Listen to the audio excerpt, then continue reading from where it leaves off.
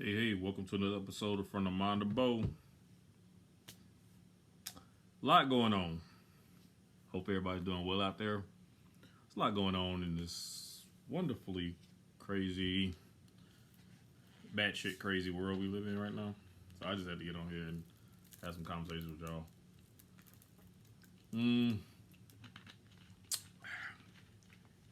Yo, this water at Kroger. If you like soda like I do, this is very good.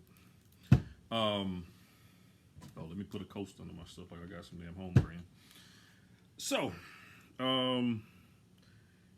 as I say, interesting week. Well, a couple weeks, I guess, whatever case may be. Been extremely busy with my home improvement business. Thank you to all my customers. Appreciate that. My regular work has been extremely busy.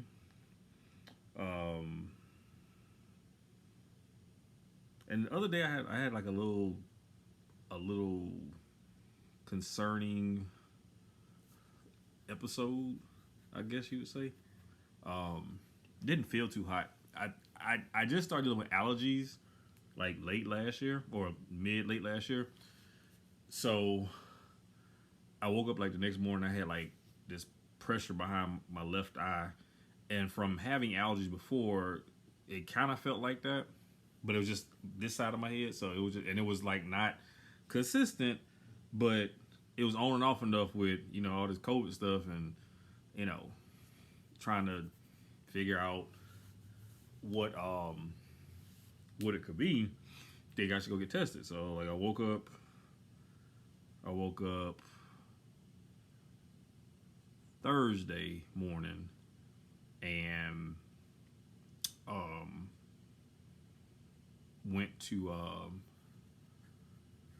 just got up and didn't, like I said, feel the best. So I said, well, I guess I'll go get tested. So I found a facility to go get tested at on Friday. And fairly, if you haven't been yet, I mean, just go get tested if you feel like you are. I mean, go get tested, period. I mean, it doesn't cost anything. They're free, done by the county health department. I kind of feel like mine was sinuses, but like I said, I'm usually very diligent about having my mask on and stuff like that, but you just don't know, like, honestly. So with cases jumping rampant, I was like, fuck it, I'm going to get tested. So just wait for the results to come back. But if you ain't never done one of these tests before, it's very, how can I say this? It kind of makes you feel some kind of way. Roll up in the little things. It was drive through. You drive up. They got my information already. They scanned my little QR code because I made an appointment. Lady verified that's me. I said, yeah. She said, have you been tested before? I said, no, it was my first time. So, she explains, very pleasant, just, cheery and all that kind of stuff. So what I'm going to do is, I'm going to take this Q-tip, da-da-da-da-da. I'm like, oh, okay. Let me explain something to you. I felt nose raped. That's the best way I can describe it. I felt like I had been nose raped. Because she explained it all calm and like it was no big deal. And then she jammed this cotton swab up my right nostril, swizzles it around. Now it ain't like going like how you go in your nose, like you clean your nose out with tissue. No. If you ain't ever had something done like a sinus test or something like that where they have to go deep in there and get a culture or something, that's what it's like. But you don't have them very often. So I've had to happen one time where I had something for a sinus, and that's exactly what it is. I ain't had that in years. So when she did that junk, she said, "No, it's gonna feel weird. That's normal. You may want to cry or even cough or something like that." So I was like, okay. So she goes up. I mean, like when she hits like right here, that's where I'm like, that's like the furthest, because that's where your bone is right there. So when she gets past that, all that is uncharted territory for how it feel up in there. So she take this long ass swab and go up in there, and she said, "This is 5 seconds." So she's swizzling this around those. I'm just sitting there like, are you hitting brain? Goddamn, I think you hit my cerebellum. Oh shit, my medulla oblongata. Like you hitting shit up in there. I think I need. I can't. 5 seconds can't take that long. Get that shit out my nose. Like I felt nose raped. Then I'm thinking, damn, she got to do the other ones. No sooner I get myself together, she done went up like, oh shit, like it's not a fun experience. But yeah, I felt violated. I felt violated. Like seriously, it was one of them things like, and you can't really like, you can't physically respond with nothing because it's a damn long ass stick up your nose. So I'm like, all I gotta do is just take this junk. So yeah, I felt nose rape. That's the best way I can explain it. Get tested though if you feel something's wrong. Like I said, honestly, I kind of feel like it was my sinuses because I don't have any of the other symptoms. I haven't had any. I don't have any now. And this was just 2 days ago. So nothing else. It was just a slight bit of pressure behind my eye, my left eye, which typically is a sign of a sinus headache. And the weather has been kind of goofy the last couple of days where it's rainy and then it's hot and then it's steamy outside and it's all kind of stuff can trigger your sinuses depending on what causes it. So I'm expecting a negative test. So and I ain't going nowhere. I'm self-quarantining now. I ain't going nowhere until I get my results. So if you ain't seen me or heard from me, that's what I'm doing. So as of Wednesday night, I ain't been nowhere but my house and to go get tested. But nevertheless, just, be mindful. I'm just letting you know if you have to go for a test, that's what you'd expect. So somebody brought something to my attention I didn't even know was a thing. And I thought they were pulling my leg until they actually sent me, like, it was either video or pictures. So they have what they call man weaves. And I thought I kind of knew something about this already because I'm like, I seen celebrities with these things. I'm like, hell, if anybody remember Steve Harvey years ago when they had the show, the Steve Harvey show when he was a teacher. If you saw Steve Harvey when he first started doing comedy on Def Jam, Steve Harvey had a bald spot right in here. He had all this, but he had a little bald spot right here. But then all of a sudden on Steve Harvey show, Steve Harvey got a big old puffy muffin top, like all his hair everywhere. I'm like, I think he got one of them damn them toupee things for black men. Now he bald now, so I don't damn know. But I thought that was what a man we were. But I saw a Instagram post or something about this. They got actually barbers. And it ain't like every barber don't learn it, so it's just like a weave tech. Like all beauticians ain't weave technicians, so they got some junk they put on your head like that look like hair. It would, I think somebody told me it is hair. I can't remember, but it looks like hair, but they have to attach it. And then I'm understanding like you gotta get it. I don't know if you get it cut out because it can't grow because it's not real. But like, why would you do that? First off, like, I don't understand. What? I mean, if you going bald, you got to deal with that. I mean, I'm blessed that I don't have baldness in my family. Men on either side of my parents' genealogy, ain't nobody bald. They got a lot of hair. So if nothing else, I'm going to always have a lot of hair. I ain't going to never lose my hair. Because if you look at it now, you don't see no thinning spots. I just cut my hair today. My hair is thick and healthy as I don't know what.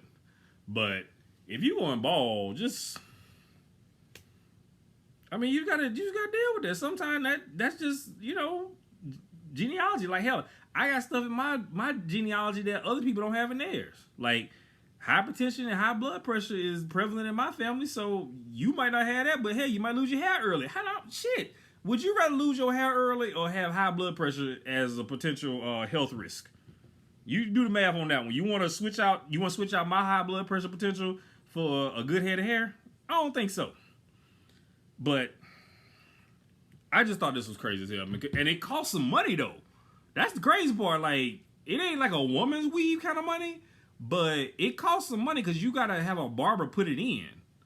Like, I just thought it was something you put some glue on that shit, junk and slap it on your head. But no, apparently they got to put it in and line it up. I don't know. This shit just sounds retarded to me. I just can't see or believe a dude would pay for that. But apparently there's some dudes out there that do that. I don't know. Just ladies, be mindful. That dude who got that good head of hair that you think like his hair, look, ask him to see some pictures between 10 and 15 years back and make sure his hair still look thick, as healthy. If it's healthy now, that means it should be healthy then. He shouldn't have no thinning hair back then. Now all of a sudden he got this big old thick head of hair. If he was younger with less hair and now he got more hair, might want to research that. Thirsty, y'all. And speaking of faking people out with looks, I've seen this a lot lately. Like, I do a lot of social media stuff where you have like apps and platforms where you can go live and chat with people. So I've noticed in a trend. So if you see like a person's cover photo and they going live, meaning like they are live doing a video or something like that. So you see the cover photo, and normally people gonna pick. Well, I mean, unless you just don't care. Most people time pick a very favorable photo for a profile picture. But what I've been seeing lately, and a lot of it, you see the cover photo, you're like, oh, and then you go click on it, and the person is live broadcasting. You're like, oh shit, don't look nothing like the regular photo. And sometimes I will go out and go look at the photo. Okay, wait a minute, hold on, I clicked the right person. I'm like, yeah. Okay, I guess that's them. Yo, people, let's keep it real. If you on these live platforms broadcast and chat with people, do not be putting no damn fictitious "this is only me" when I'm going out for a 40th birthday celebration picture up there, and your everyday look ain't even an eighth of what that picture looked like. Because it is some females out here that are fooling dudes. Like, you be seeing it like, oh, you get the picture like, well, damn, who is this? That's the same chick. That joke is funny to me because, like, you put the picture up there, but yet you expect people to come in and talk to you. Shouldn't you put a picture like a little bit more realistic? Like, put the picture like how you just look on an average Saturday when you just around the house chilling, or you frying some chicken, or you playing a game of spades. Don't put the picture on there with like you done went to some formal event and you got after 5 attire on. Just don't do that. That's not fair. Don't lie to people like that. Make your profile picture match more of your everyday life picture. That's all I'm saying. Because some of y'all is living on some fictitious stuff. Like, seriously. I would never put a picture up there if I couldn't replicate that look every day. That's why I would never use a picture that's kind of like a once in a lifetime type event. Like, if I went to meet the president, if I ever not the fool we got now, if I ever went to meet Barack Obama and I was dressed out for that, I wouldn't put that picture up there. Now, a picture with me and Barack, yeah, but as I'm in the event moving around, no, because I know I ain't gonna be dressed up like that every day. I would put a picture more like, that's how I kind of dress every day. I'm just saying. The hair is cut.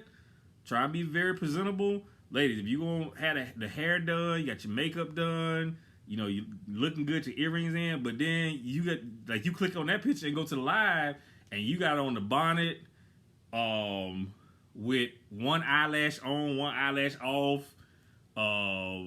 You got no makeup on, and you look like, I don't know, but don't be putting them high profile, high glamour shots on there as your profile picture. Just put a regular picture on there.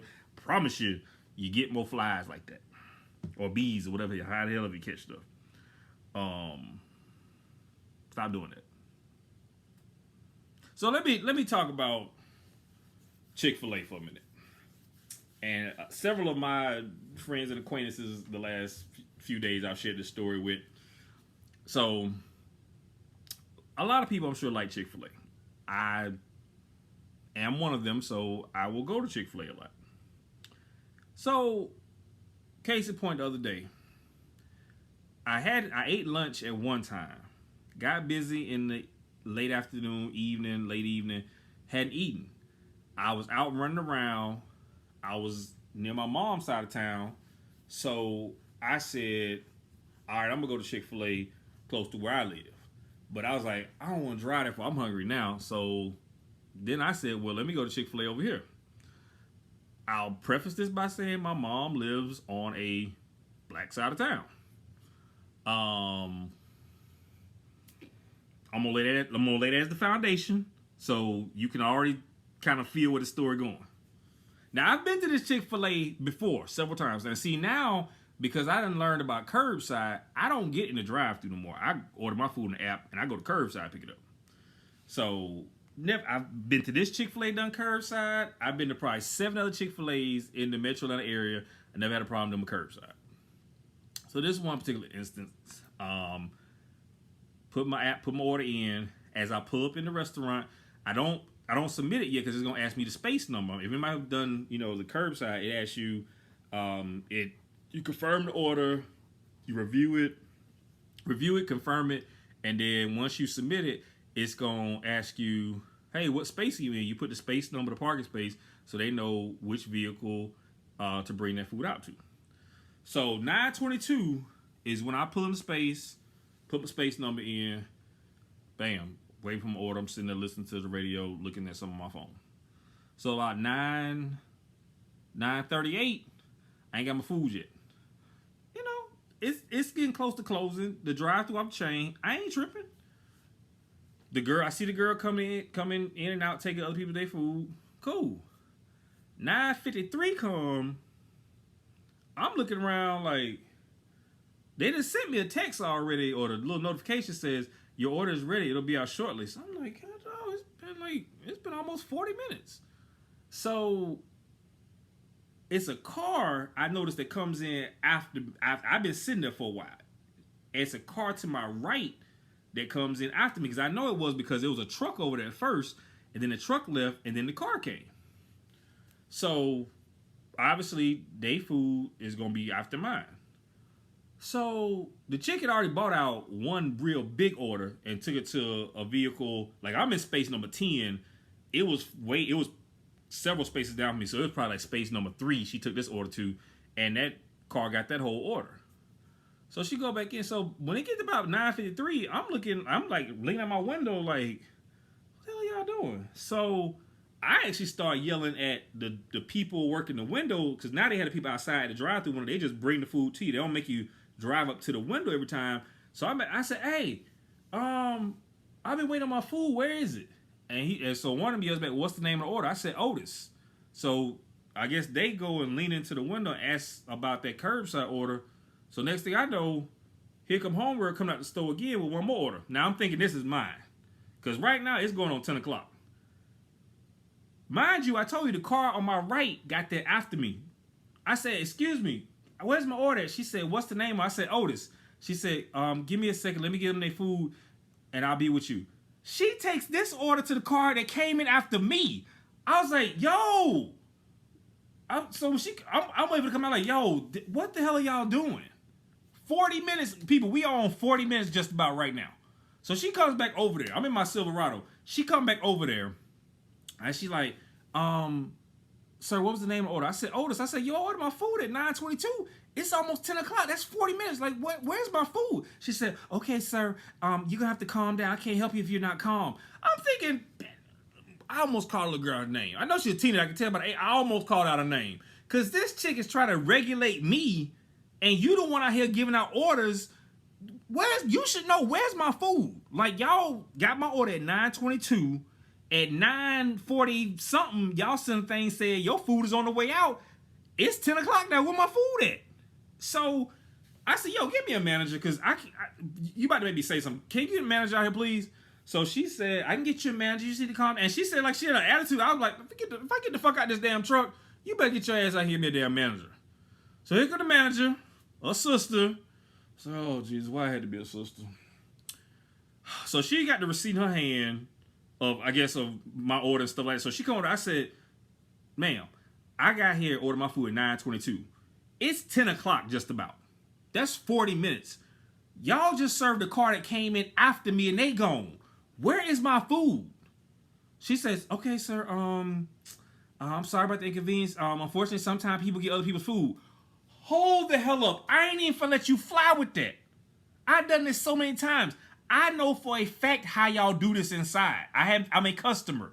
When I place my order, it has my first name on there as the person order. It then asks me for the make and vehicle color of what I'm in. A gray truck. silver, gray, whatever I got to put. I think it's gray. And then it's going to ask you for what space number you sitting in. So it's 3 things the little runner's supposed to look at on the order before she come out so she know what car get what order. So that big old order she took to the other car, that was my food too. So I said, ma'am, y'all got on the ticket what order goes to what car.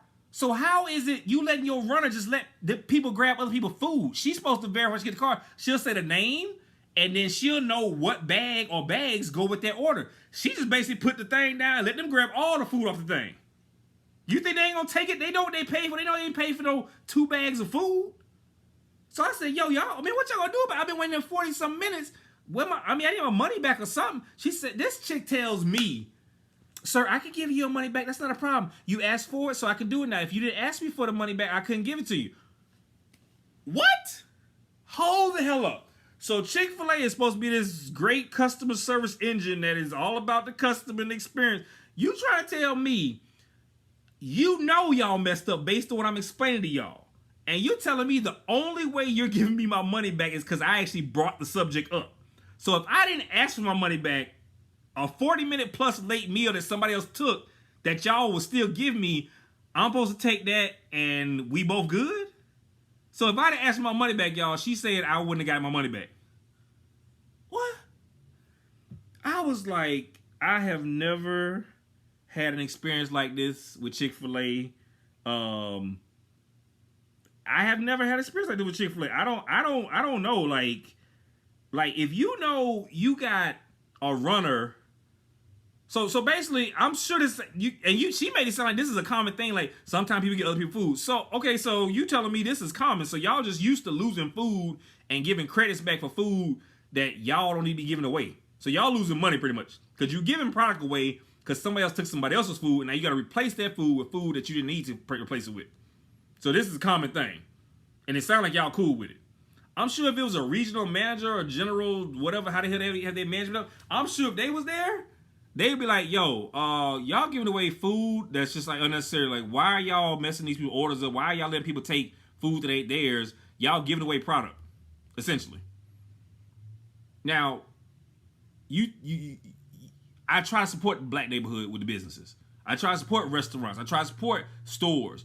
But this the kind of shit right here that if I was in another neighborhood of certain type of people, that junk wouldn't be happening. 40 minutes?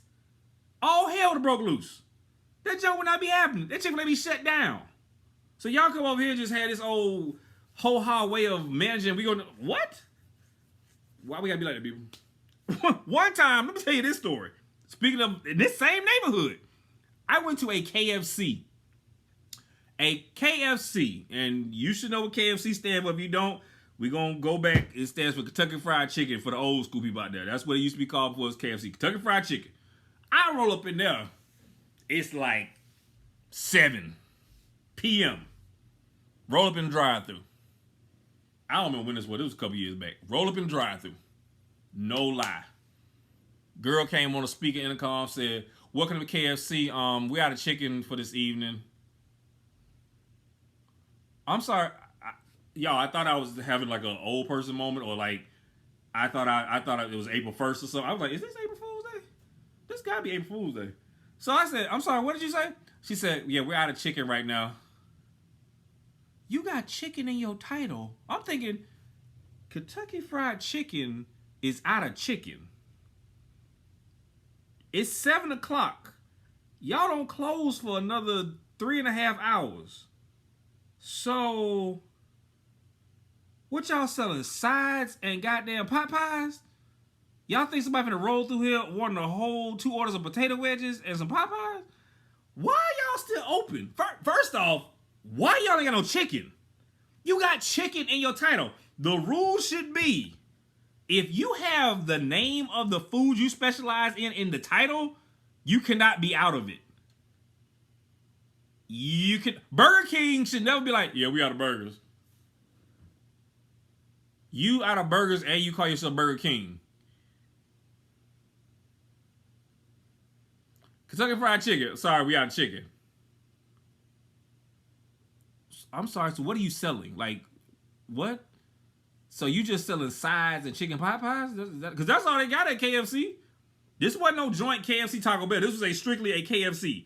So all they have is chicken. So I'm thinking, what the hell else do they sell up in there other than chicken and sides and chicken pot pies?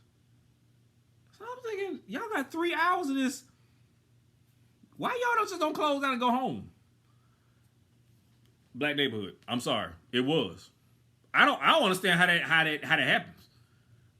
Ain't the manager's job to write the schedule and do inventory?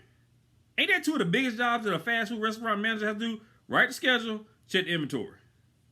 So y'all got down to no chicken left, and then nobody had no heads up on it. Y'all have a freezer of stuff back there. It took y'all to fry the last bag. Like, hey, we got chicken. Ain't somebody gonna be keeping up with that?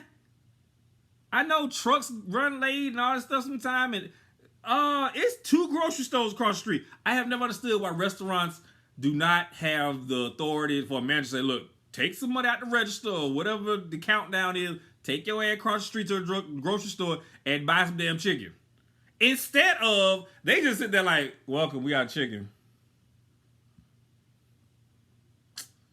Y'all name chicken is in your title and y'all don't have no chicken.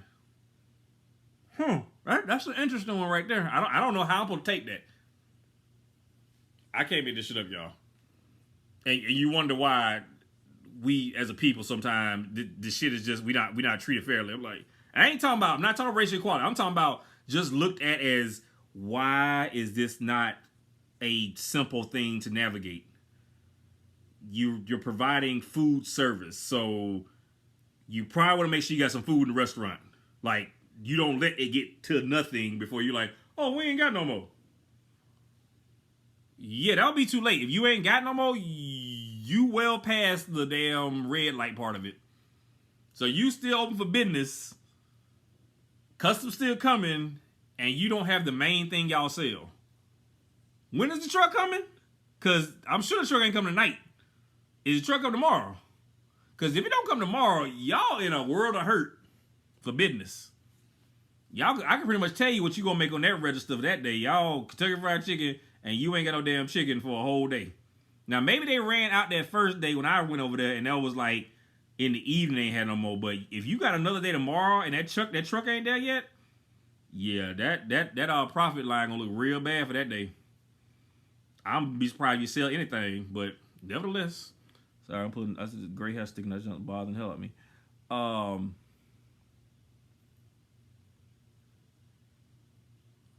But yeah, I can't believe Chick-fil-A, like, that experience was so aggravating. First off, the girl gonna try and tell me to calm down. The little order runner chick, calm down, baby girl. I've been waiting for 40 minutes, and it's your fault. So I had to really hold my tongue because I wanted to really cuss her ass out. But I'm trying to be patient with her little ignorant ass. But she telling me to calm down. I'm the customer. I'm waiting on 40 minutes for some damn chicken sandwiches and fries, and you want me to calm down? Get the hell out of here with that bull.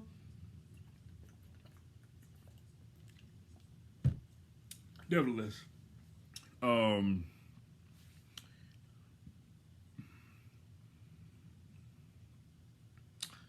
so I was thinking about something the other day, and somebody told me a story about their son, and with all the COVID stuff, I kind of forgot, stuff like the Boy Scouts is still a thing. So they were telling me a story about their son, and he was doing a virtual camping trip. So I said, what is a virtual camping trip? And they said, well, just like a real camping trip, in his room he got his tent set up. So they doing it like on these Zoom duo things, I guess. But it's like they out camping. So he got the tent pitched, all that stuff. I used to be a Boy Scout. I loved the Boy Scouts when I was younger.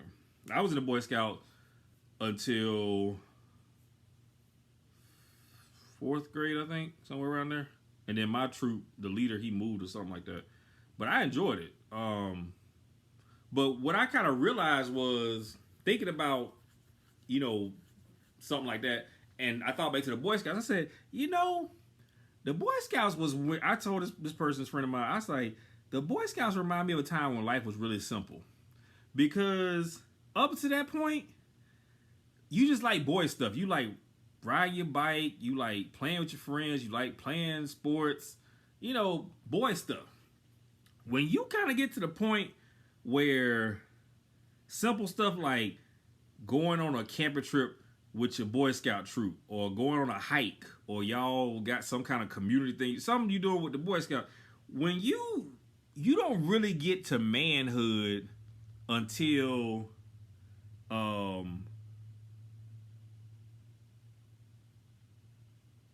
you don't really get to manhood until a woman change your perception of what is important in your life. So boys go through puberty. So at different ages, like we go through puberty pretty fast and pretty hard. So within a matter of a year or two, well, I was an early bloomer. I like girls when I was real young. So I think I had a girl from the first grade. I told y'all, this is another podcast. I talked about a girl in the first grade. I can't remember her damn name, but I was in love with the girl. But nevertheless, boys go when you start catching the eye for them females, life gets a lot more complex. Like, you can forget all that easy, simple. No, soon as you start entertaining the excitement and enjoyment of a female, your ass is growing up. And it's only going to get more complicated afterwards. Because with the attraction to females comes the learning, the courting, the engaging, all those things you have to do to catch the attention of the female you're interested in. See, it ain't like when you just like your boy stuff, like riding your bike, riding your skateboard, you know, climbing trees, playing basketball. That's when life was easy. That junk is that's easy living. When it get hard is when you start having them, when you call their house, they calling your house. You on freaking 6-way. That's 3-way twice when you got 6 people on the phone. See that kind of shit? Oh my God. I used to be pimping in the kitchen with that old ass phone with the long ass cord.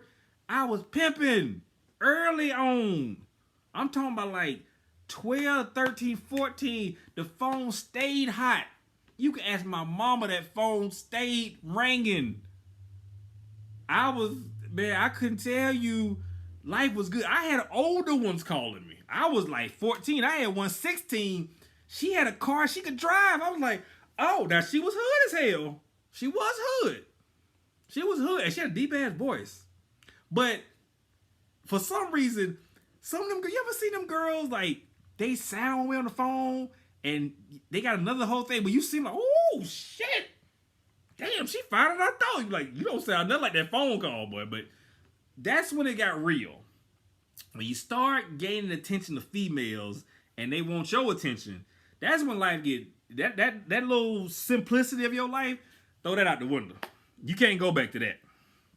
You would never be able to go back to that place in your life, young men. I'm sure anybody watching this podcast is well beyond that, but you remember them days when before girls, life was very simple. Think about it. You ain't had no stress. You had no real responsibilities other than some chores around your house that your parents made you do. That's it. And go to school. But when you start entertaining females, that's when the work started. That's when you had to start, like, phone pimping. You gotta buy little Valentine's Day gifts. Everybody remember that Valentine's Day you thought you were doing something? You had your little job and you went to the mall and got the little goddamn thin ass chain with a heart on it. Every dude that done that shit. If you tell me you ain't done it, you's a lying ass. Every dude that went to the mall like, yeah, man, I think shit like this one right here. You thought you was doing it. Little $49.95 chain, gold chain with the heart on it. You thought you was the lick. And you couldn't wait to get that girl that gift. You like, yeah, I got you a little something. You try to make it seem like a little something for you now. Happy anniversary, baby. You just knew she was gonna melt in your hand like some goddamn M&M's, boy. You thought you was doing it. That's when it got complex. When you start doing stuff like that, your life is forever changed, fellas. That was the catalyst to you going from a boy to a man. When you start taking money that you earned and buying a woman a gift and trying to take a woman out and impress a woman and do all that, your life has changed. And it will never be the same. You can never go back from that. The only way you go back from that is dying, death. That's the only way you reverse that. Because it's only going to grow from there. Think about it. From when you got that little first crush, first girlfriend, whatever the hell it was that made you like, oh my God, I'm in love. This is going to be the one. And since then, you keep elevating. It went from buying a little necklace to now you buying a purse that costs a couple $100, or you taking somebody on a cruise, or you done bought some damn concert tickets, or you done bought a damn car maybe. I don't know. Some of y'all treat your women nice. You notice as you get older, the expectation is growing. Like, I wish you would buy your damn woman of 27 years with them little thin ass chains with a heart around it. You get your ass cussed out in here. You get your ass cussed smooth out. Then had 4 of your kids, put up all your bullshit, and you coming up with that, you might as well sleep at the damn bus station. Sleep at the bus station, you do some shit like that, thinking, well, baby, it ain't about the size. Fellas, don't believe that shit. Fellas, don't believe that shit. The longer you been with your woman, you better put. Now, I ain't saying it has to be huge and lavish, ladies. I know what y'all gonna say. I'm not saying that. It needs to be very, very thought out. It could be something small, but it could be something very, very meaningful to her. The key, fellas, is it needs to mean something to her. If you kept, like, the ticket stub from the first date y'all had, and you put that shit, like, in a frame or something like that, it says, me and you forever, or some sentimental shit like that, women love that kind of shit. Now, that shit there that'll get you some cool points. That'll get you breakfast in bed right there. But you got to think through it. It has to have a meaning of significance. Like, seriously. Like, don't do just some old, girl, this was the first box of Juicy Fruits we had at the movie. I saved a box. The fuck did you bring up the box of candy for? No. Think through it. But do not be trying to scale back on your woman's gift because y'all been together longer. No. You can't do that. Can I do that? You can make it more of a thoughtful gift, but you damn sure can't roll back price on the thought. So the way that is, if it is not super, super thought forwarding or thought provoking, you cannot skip on the price. If you can't think of nothing to touch her in a special way, you have to open that wallet up, spend some money. If you could think of something like that was very sentimental to her, it might not cost you very much at all. Women like sentimental gifts. But you have to be very mindful of, is this going to be as important to her as you think it's going to be? So, but, again, I say, it's been an interesting week. Just waiting for these test results to come back. Like I said, I believe it's just sinuses. I feel perfectly fine. Felt fine today. Like I said, I've been self-quarantining. I'm just doing it as a precaution. But I feel good. Had a bored ass day at the crib. Supposed to be out making some money today doing customer jobs. I let my customers know which people I've known for years. They cool. I had to reschedule them. They cool with that. So, be safe, people. Safety first. But it's been in front of mind of Bo once again. Definitely hope everybody is having an enjoyable weekend. Please continue to be safe out there. Before I go, I forgot one damn thing by this ignorant ass motherfucking office. So I read an article. I almost forgot. This is one of the main things I want to talk about. See, when you get old, you start forgetting shit. That's why I have to keep notes on my phone. So I'm sure people, if you ain't been keeping up with it, so the damn weird looking dude at the big White House in Washington, D.C. apparently is trying to sign an executive order to ban TikTok and K-pop, whatever the hell it is. Y'all know what I'm talking about.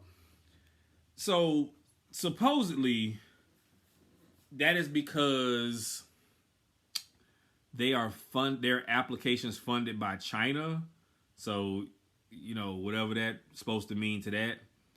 But if you go further back and dig a little further back to this Tulsa Republican rally that was supposed to happen, that was a bust. a lot of why that fell apart for this dude is because a lot of these young adult teenage people who use TikTok and K-pop saw this happening and they said, hey, let's register for all these tickets like we go into the event and then just don't go. So they locked ticket spots up, this mass of people for this Republican rally, and then they just didn't show up. So that's why it was so underattended. So just by sheer coincidence, the same platform that helped to wreck your Republican rally, you want to ban because it's Chinese financed or China got something to do with it. Do you think the American people are stupid? You really don't think we can see why you did this? These young Americans basically took their power and used this app to pretty much just make you look stupid.